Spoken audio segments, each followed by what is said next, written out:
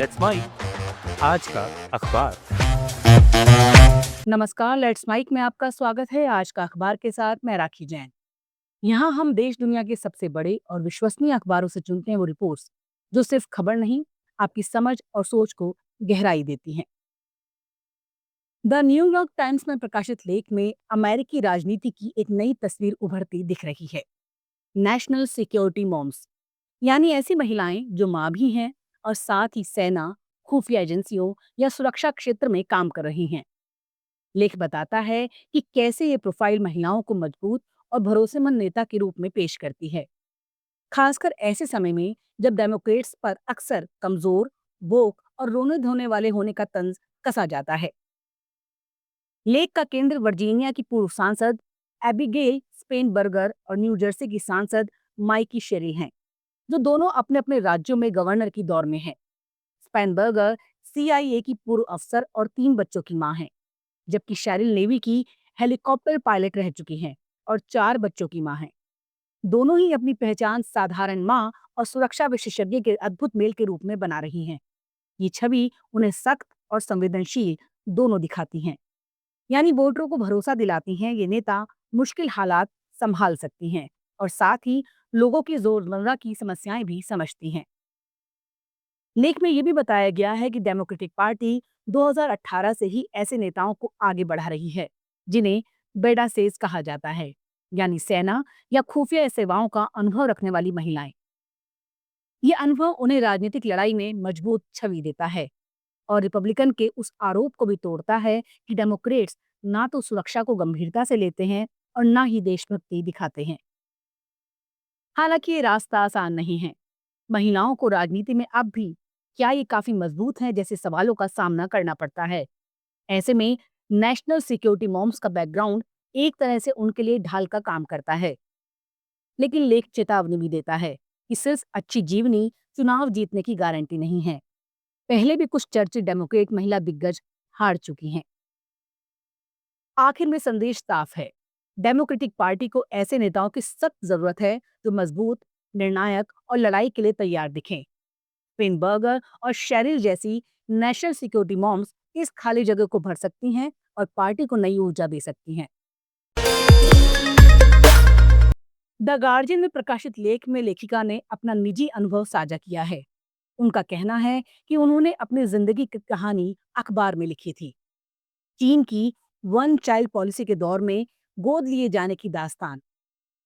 लेकिन कुछ ही दिनों बाद उन्होंने देखा कि एक इन्फ्लुएंसर ने उनकी लिखी पूरी कहानी लगभग शब्द दर शब्द अपने टिकटॉक वीडियो में दोहरा दी, बिना किसी क्रेडिट के। यानी निजी भावनाएं, अनुभव और वाक्य सीधे उठाकर ऐसे पेश किए गए जैसे वही उसकी कहानी हो। लेखिका कहती हैं किसी विचार से प्रेरणा लेना और बात है, लेकिन किसी की मेहनत और निजी अनुभव को चुराकर अपने नाम से पेश करना सीधा सीधा प्लेजरिज्म यानी साहित्यिक चोरी है। यूनिवर्सिटी में तो इसे बड़ा अपराध माना जाता है, लेकिन सोशल मीडिया पर ये अक्सर नजरअंदाज कर दिया जाता है। प्लेटफॉर्म्स जैसे टिकटॉक, इंस्टाग्राम और यूट्यूब पर मौलिकता की बजाय नकल और कॉपी पेस्ट से ट्रेंड बन जाते हैं। असली क्रिएटर का नाम और मेहनत खो जाती है। लेख में यह भी समझाया गया है कि इंटरनेट की खूबसूरती यही है कि लोग अपने अनुभव और आइडियाज साझा करें और उनसे नई क्रिएटिविटी जन्म ले, लेकिन उसके लिए क्रेडिट देना बेहद जरूरी है। जब हम किसी की मेहनत को मान्यता देते हैं, तभी नया कंटेंट बनाने की प्रेरणा मिलती है, वरना असली कहानियां सिर्फ वायरल कंटेंट का चारा बनकर रह जाती हैं। लेख का मकसद साफ है, सोशल मीडिया पर ट्रेंड और फॉलोअर्स के चक्कर में किसी की पहचान और मेहनत को चुराना ठीक नहीं। ओरिजिनलिटी की कद्र करनी चाहिए और क्रेडिट देना कभी नहीं भूलना चाहिए। अल जजीरा में प्रकाशित लेख में इक्वाडोर के रियो ब्लांको गांव की एक खट्टी मीठी कहानी सामने आती है। यहाँ सोना चांदी निकालने वाली एक बड़ी खदान 2018 में बंद हुई थी। उस वक्त पर्यावरण कार्यकर्ताओं ने इसे बड़ी जीत माना था, क्योंकि इससे पानी और जमीन बचाई जा सकी। लेकिन 7 साल बाद गांव बिखरा हुआ है, लोग आपस में बट गए हैं, रोजगार खत्म हो गया और हिंसा तक की नौबत आ गई। लेख बताता है जब खदान शुरू हुई थी तब ज्यादातर ग्रामीण खुश थे, उन्हें भरोसा दिलाया गया था कि खदान से रोजगार, पैसा और तरक्की आएगी। लेकिन वादे पूरे नहीं हुए। लोगों ने कर्ज लेकर गाड़ियां खरीदी, काम नहीं मिला। साथ ही जमीन और पानी प्रदूषण से प्रभावित हुए। धीरे धीरे गांव दो हिस्सों में बंट गया। कुछ लोग खदान के खिलाफ तो कुछ लोग उसके समर्थन में।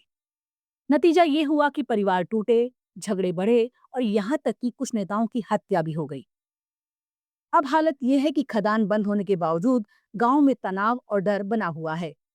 कोई कहता है हमारी नदियां और मवेशी बर्बाद हो गए, तो कोई कहता है हमारी रोजी रोटी चली गई। सरकार और कंपनियां अब भी खदान दोबारा खोलने की कोशिश में हैं। वहीं विशेषज्ञों का कहना है कि असली समस्या ये है कि ऐसे इलाकों में लोगों के पास गरीबी से निकलने का कोई दूसरा रास्ता ही नहीं है। इस पूरे मामले से लेख ये संदेश देता है कि सिर्फ खदान बंद करना समाधान नहीं है। असली चुनौती है गांव को फिर से जोड़ना, लोगों को रोजगार के नए साधन देना और भरोसा लौटाना। रियो ब्लांको की कहानी बताती है कि अगर विकास योजनाओं में लोगों की राय, पारदर्शिता और पर्यावरण का ध्यान ना रखा जाए, तो जीत भी अंत में भारी कीमत मांग लेती है।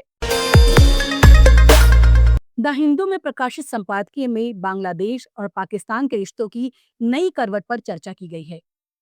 विदेश मंत्री इशाक डार की हाल की ढाका यात्रा दोनों देशों के बीच एक लंबे अंतराल के बाद आई नई शुरुआत मानी जा रही है। लेख बताता है कि पिछले 15 साल से इन रिश्तों पर एक गहरी परछाई थी। शेख हसीना के दौर में 1971 के मुक्ति संग्राम की यादें, पाकिस्तान के अपराधों और उन पर चलाए गए मुकदमों ने दोनों देशों को दूर रखा। यहाँ तक कि कभी कभी रिश्ते इतने बिगड़े कि राजनयिकों को निष्कासित करना पड़ा। लेकिन अब हसीना सरकार के जाने और अंतरिम सरकार के आने के बाद माहौल बदल रहा है। पाकिस्तान ने इस मौके को भुनाने की कोशिश की है और ढाका में राजनयिक और व्यापारिक रिश्ते सुधारने पर सहमति बनी है। सीधी उड़ानें शुरू करने से लेकर छात्रों को छात्रवृत्ति देने और व्यापार बढ़ाने तक कई बातें तय हुई। चीन भी इस प्रक्रिया को आगे बढ़ाने में सक्रिय है। हालांकि लेख ये भी साफ करता है कि बांग्लादेश ने पाकिस्तान की सबसे अहम जिम्मेदारी वाले सवाल, यानी 1971 के नरसंहार के लिए माफी और मुआवजा पर कोई नरमी नहीं दिखाई। फंसे हुए पाकिस्तानियों को वापस भेजने का मुद्दा भी अभी वहीं अटका हुआ है।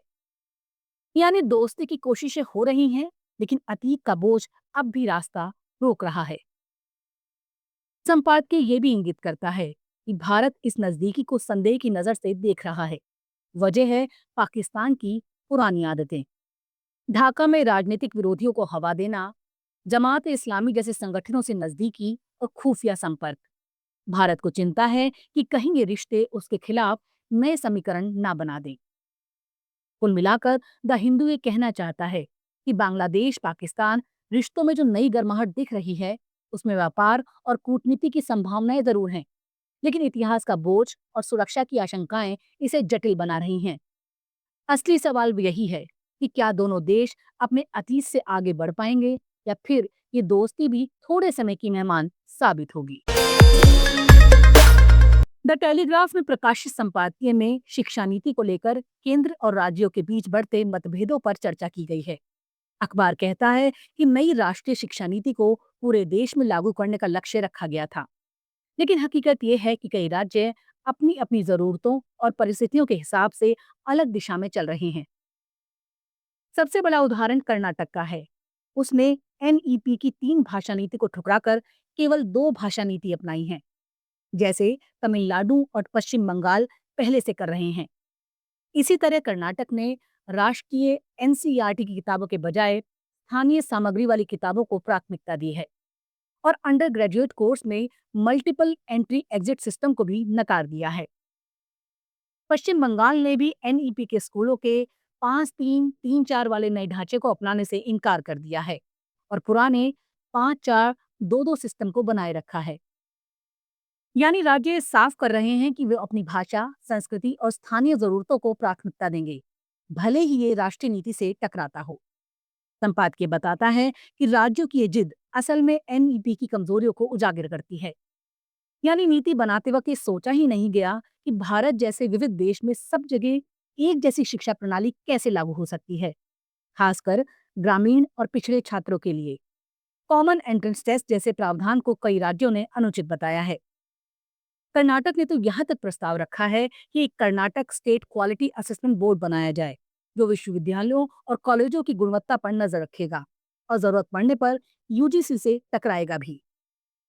आखिर में अखबार ये कहता है कि शिक्षा में राज्यों की स्वायत्तता छीनी नहीं जा सकती। अगर केंद्र एक तरफा फैसले करेगा तो राज्य अपने अपने स्तर पर नई राह तलाशेंगे, और यही आज हो रहा है।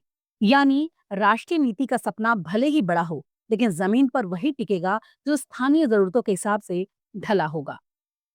आज का अखबार में फिलहाल इतना ही। देखते रहिए, सुनते रहिए लेट्स माइक। नमस्कार। आप सुन रहे थे let's mike more than radio. Follow कीजिए हमें हमारे सोशल मीडिया प्लेटफॉर्म्स पर। It's time for news. It's time for more than radio. Presenting the first radio news app, Let's Mike.